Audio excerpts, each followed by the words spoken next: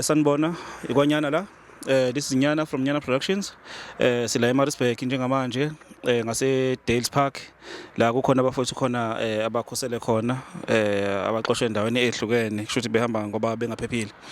Khona umfowethu la esinaye sesibonile khona nosisi nje simbonile ngaphakathi. Ophethe ingane ena 2 days izelwe. So bafowethu isimo esihlangabezene naso. Sihlangane nomfowethu la wasichazela udaba lakhe lokuthi usuka lapha ya uthe Woodlands. Yeah, Woodlands. No, uzosichazela ke ukuthi ubani wakabani nesimo nje esimenza ukuthi abe la. Sawubona mfowethu. Yebo, sawubona bhuti. Kunjani? Siyaphila kunjani? Ngiyaphila bhuti. Ngicela nje mfowethu usichazele ukuthi ubani, ubuhlala kuphi nendawo. Mina igama lami ngi-Ibrahim Sadiq. Bengihlala Woodlands eKhuvu. Yabo ngatshela mfazi ukuthi angihlanganisile impahla khona ngizokwazi ukuthi ngihlale indawo iphephile ngoba ngayibona ukuthi indawo le ayiphephile kumina. Kodwa naye vele ngimshiye khona ukhala vele ukuthi ukhala ukuthi angazi ukuthi ubani azomsiza. Kodwa mina ngasithi hayi ngeke ngikwazi ukuthi ngoba impilo yami usuthi uzophelela khona la. Vele ngahamba usuthi kuhlala khona abantu usithi basizakala khona. Khona naye vele ngizosizakala. Yeah, okay. Usunesikhathi esingakanani ukhona la eSouth Africa? Ngina 4 years kodwa. 4 years mfowethu. Ingane ezingakhi kumama? Ngine ingane lesesiswini phela. So ingane eyodwa. Yeah. Okay, njengoba ke uhamba njengamanje nengekho la mhlambe eyiphi indlela enihlanganisile nayo ukuthi mhlambe ngazi ukusizakala ingane?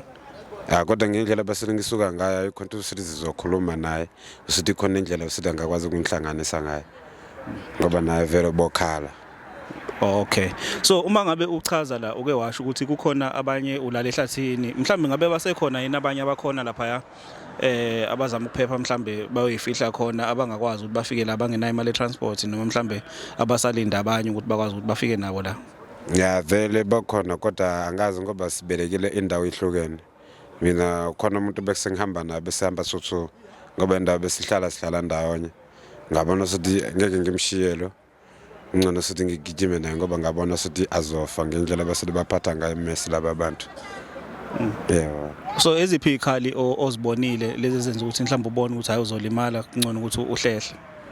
Yeah, kodwa ngabona Messi yabo baphatha amabhushu kodwa amazi abanye sithi baphatha yini ngoba abantu laba babaningi. Yabo. Okay. So eyiphi indlela wena kade uziphilisa ngayo njengoba kade uhleli khona lapha ya Woodlands? Mina indlela bese ngiziphilisa ngayo lapha Woodlands yabo nginama-India bese ngizwana nabo bangithatha sithi ngibambe toho ngoba ngisebenzi basixosha kudala. Sithi singasebenzi. Sikhona India bengizwana nazo sithi ngibamba itoho. Ngihambe ngibambe itoho ngidle. Ngiphilise le nkosikazi kuphela. Yeah. Okay, so kusukela manje kushuthi usulinde nje ukuthi uzoyithola ne transport ezokususa mhlambe la akukho kunye mhlambe into efana namatoho nani ongayenza?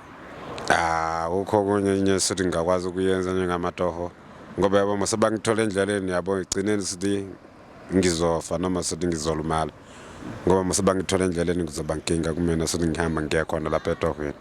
Okay, so umfowethu njengamanje bafowethu nje wasenizwele ukuthi isimo sinjani la umfowethu uyasho ukuthi khona abanye abacashile kusho ukuthi abanye basemahlathini abangakwazi ukuthi bangene endleleni abangenawo amandla ukuthi bafike la. Njengamanje sikhuluma nje khona abafikayo kuyimanje abanye bayaphuma abanye bayangena kodwa ke indawo ngaphakathi ayisekho isincane kakhulu.